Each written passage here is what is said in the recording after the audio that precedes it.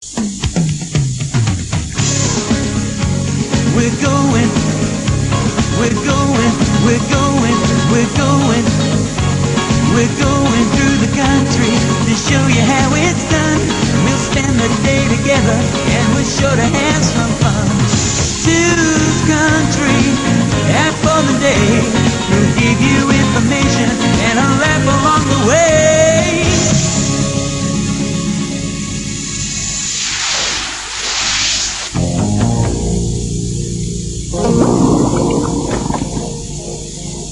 Well, I can't help it, can I? Anyway, I've brought a sponge. Listen, you shouldn't be doing it writing like that. It should be all that calligraphy stuff, because it's religious, this. See if you can teach yourself how to do it. All the way down here. I can't believe it. Chilworth, near Guildford, all those motorway service stations we went past, would you stop? Oh no, because we had to be here at dawn, didn't we? I know there's a dog show on, but that's not what we're here for. We're here to learn about religion, right back to the very beginning, about Christianity, about monastic life. Oh, it's going to be fascinating. I mean, take, for example, Jesus, the word, Yasha, Hebrew, our Saviour. That's where it comes from.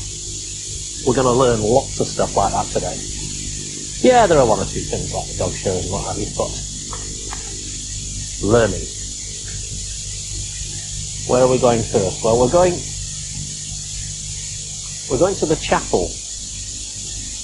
Don't make a noise, all right?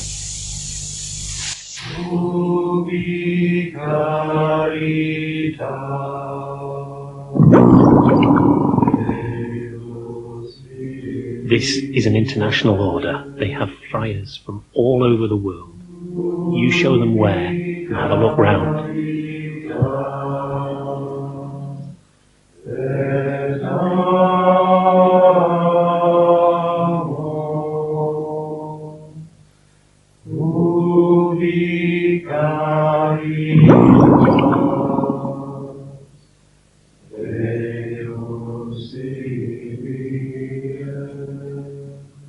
This is a lovely little courtyard which is perfect for some pondering, some religious meditation. Are you ready to ponder? Like this. Bit of a ponder.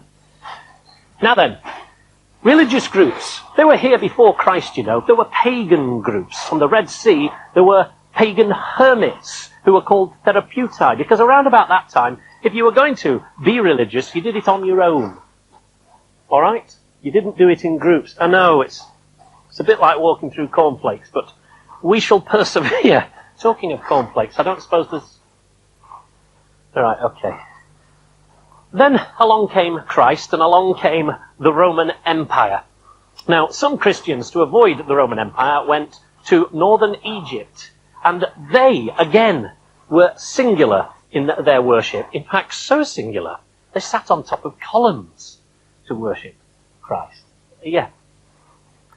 Anyway, the first real group started in the 4th century, and some of those in Ireland, close to home. Now, when the Roman Empire collapsed, the last emperor's bishop became known as the Pope. And the religious centre stayed in Rome.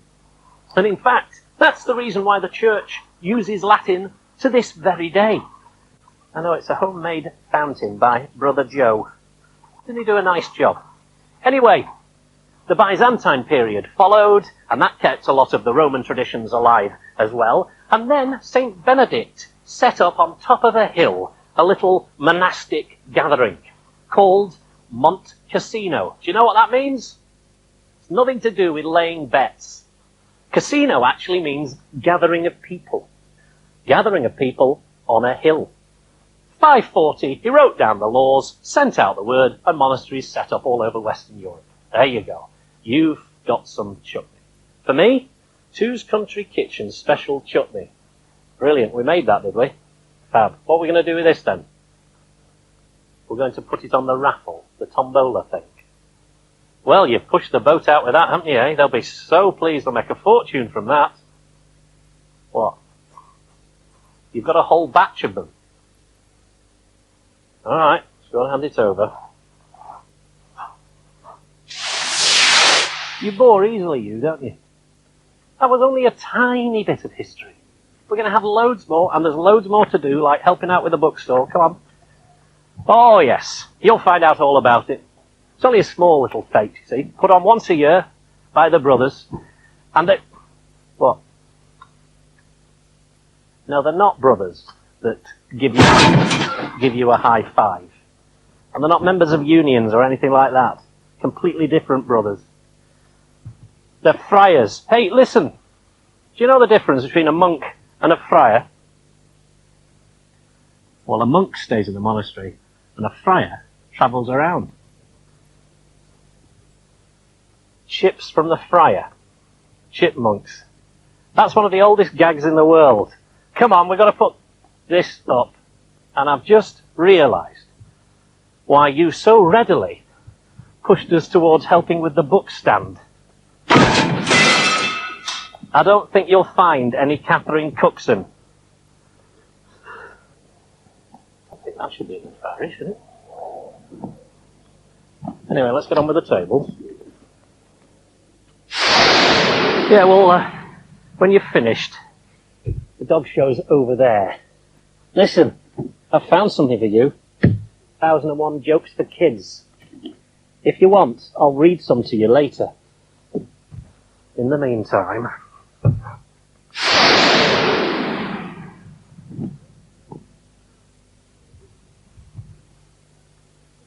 What are you doing? Hey, what are you doing? The plants are talking to you. Yeah, sure. What exactly are the plants saying? Today would be good.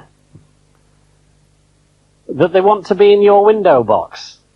Yeah, have you told them that Kitty will come and dig them up every day because you don't let her out enough? I thought not. Anyway, any one of these could be yours for just 25 quid. Look at this geranium over here. It's lovely, and it's talking to me, spookily enough. Aren't you, little geranium? Yes, I am. What are you saying? It's time for more history. Is it? Oh, right. Good. So, St. Benedict had set the ball rolling. What are you doing? Stop it.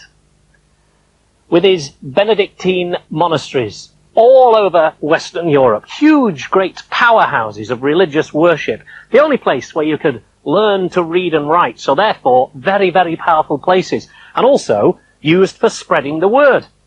And the word did spread. These places were being set up all over the place. And in fact, from 1020 to 1120, 8 new orders were formed. And they also built their own monasteries all over the place.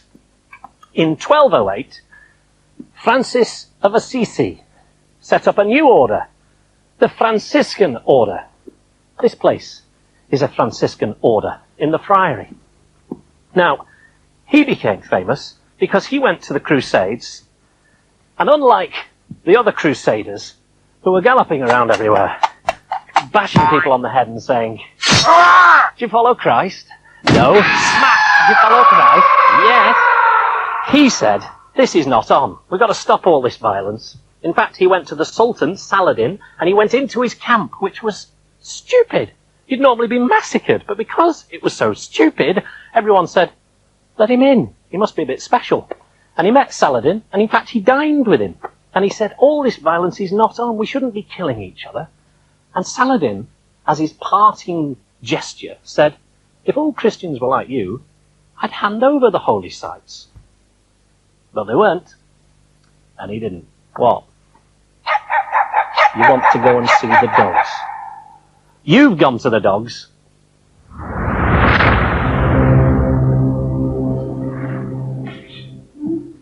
As with any fete, I don't want one of those. The kitchen is a hive of industry. Now, Molly has been... Hiya, Molly. You've been doing this fete for some time, haven't you? Yes, a long time. About 25 years. 25 years is a fair time, I suppose. Yes. Has it got bigger, or are you making the same sort of numbers? Well, we consider doing about 2,000 people come. And you're catering for the 2,000?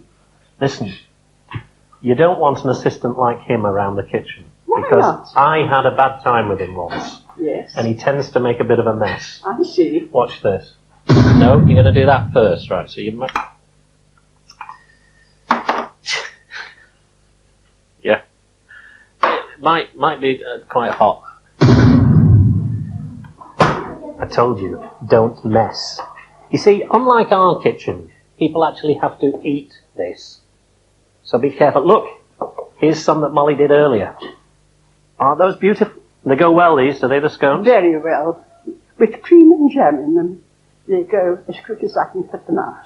What else? What are the other good sellers? Meringues, homemade meringues, and then after that the sandwiches. Lots of sandwiches. You've got breakfast and sandwiches here. Sandwiches down. Another lot of sandwiches can you? That's right. Always cool like 200.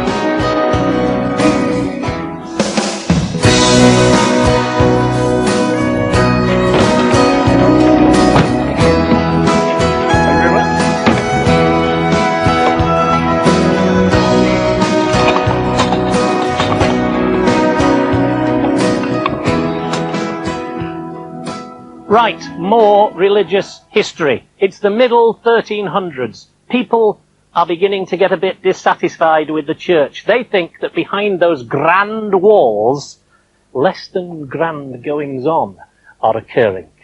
And they're not wrong. Chaucer, at that time, writes Canterbury Tales about a pilgrimage to Canterbury. And in it, he takes the Michael out of the church very subtly. 200 years later, Henry VIII is on the throne. And Cardinal Wolsey has done a survey of the churches. And it's true! They're all giving it that, and they've got women on their arms. Not on. Not very godlike. So Henry thinks, great, because I want a divorce from my wife. So he asks the Pope, Clement VII, if he can have a divorce. And the Pope says, no.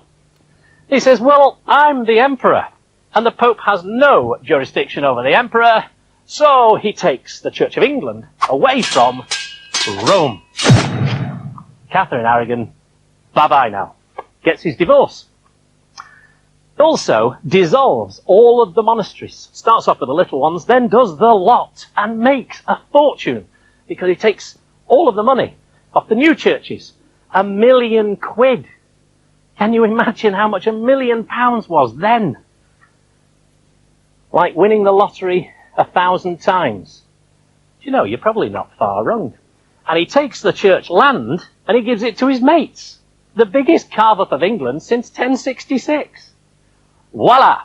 After that, we get one or two new religions because people get sick of having to go to church and speaking Latin and all of the other Catholic rules. A play theatre. For me, what you got it off the White Elephant. You did pay for it, didn't you? My liege, your sword. Yeah, man. No, I'm bored of that. I'm going to do a new line. Are you ready? Look, Mrs. Trollope, here comes your husband.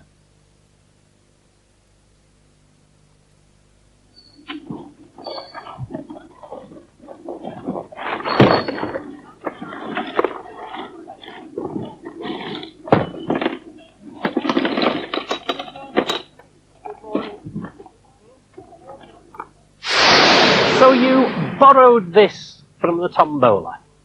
Actually, before you take it back, there's one or two things you could learn from it. I mean, acting is something you're going to need to specialise in. Now you have your new costume.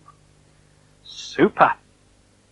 And as we're on about acting, enter stage left, a sponge. A soaking wet sponge. That's it, take a few steps back. Because they have a little tradition here that the friars let you throw wet sponges at them. Rather like this. Good day.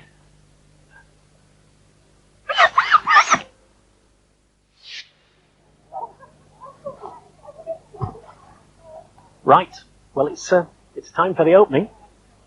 Brother Joe, the microphone. Thank you. I bet they've never had it opened with someone with a camera up their nose before. Never. Here we go, have a go. Ladies and gentlemen, it's my very great honour to declare this fete of drive open. Thank you. Thank you, Joe. Thank you. Do they really throw sponges at the friars? No, of course they don't. I just made that up. I just wanted to do it. Oh, that's it. Your period in the Brotherhood is over now, is it? Well, that was short.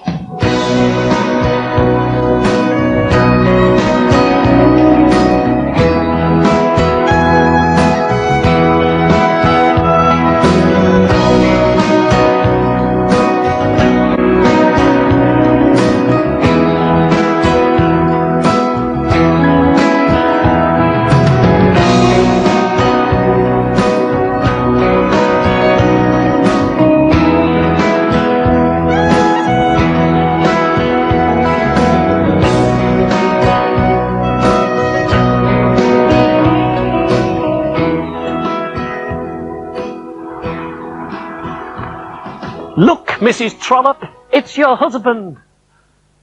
Hey, listen. Franciscan friars. Shall I tell you what it's all about? St. Francis of Assisi. He started the order, right? And they became very, very popular during the medieval period. They were always associated with education and caring for the sick. In fact, do you know that they set up centres for learning in Oxford and Cambridge and were largely responsible for those educational centres that are there today? Ta-da! Now, when Henry VIII came along, he smashed them about a bit, and they suffered just like everybody else and went off to France. Of course, then you had French Revolution, which was a bit of a problem for them as well. So they tried to get back into England. It wasn't easy, but they did eventually settle in Manchester, Glasgow, and Stratford. Do you know what friar means? It's nothing to do with fish and chips. Frate, the Italian for brother. Here they're called frate minore, little brothers.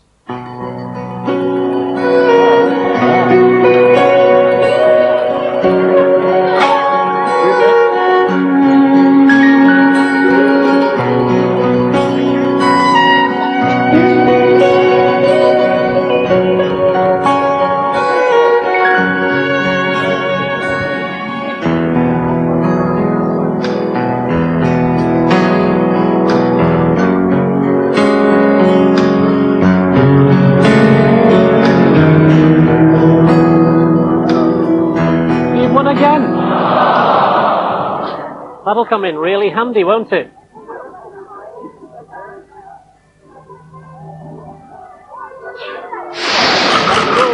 Right, go. Human fruit machine. Brilliant. There we go. Right. Watch this. Spin it. Go! Oh, 2 oranges and a banana. Do I not get anything? 2 more goes. Right. Go! 2 apples and a banana. No. One more go! This is it. Go! Oh! Nothing! No! You're lucky! Told you I could do this.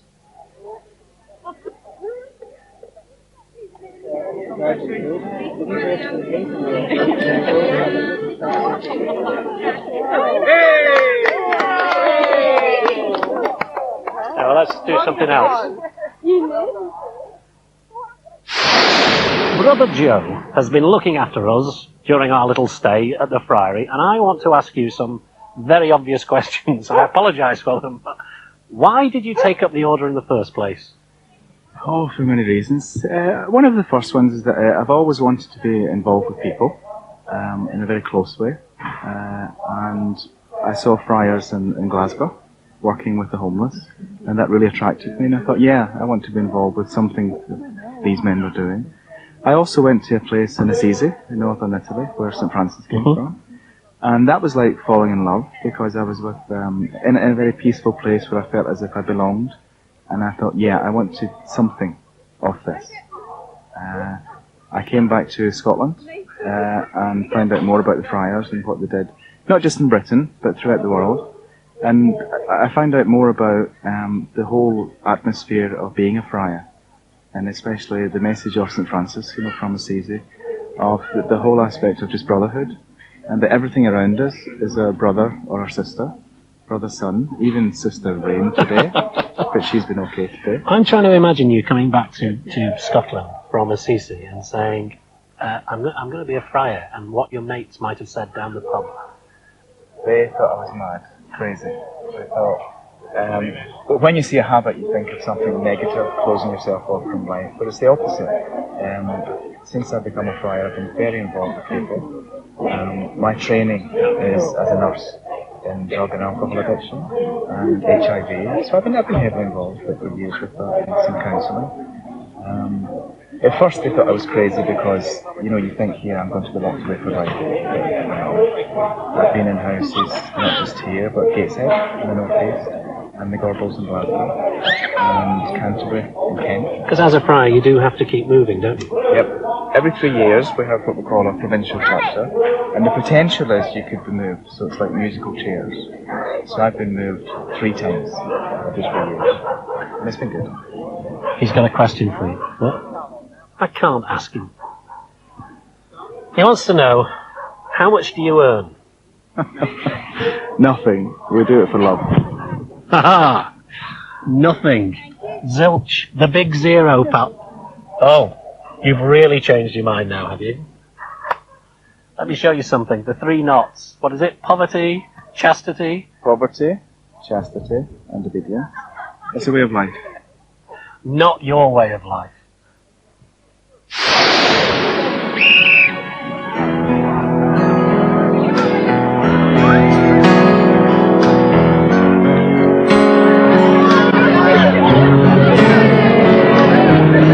Over here for your prizes. Come on. Any one of those. Take the big, not the big. Step to the left. You go to that one. What? Everybody up. That's too powerful.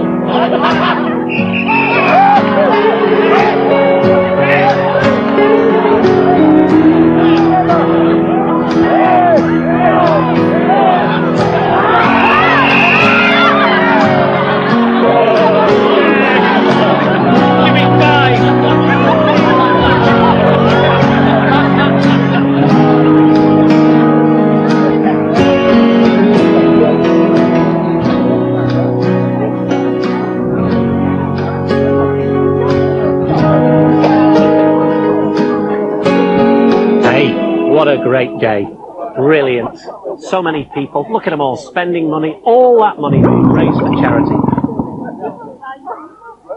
Well, I still haven't eaten, have I? Nothing all day. I've just been hard at it. You... For me? Well, that's freezing cold. In fact, it's frozen and there's no meat in it.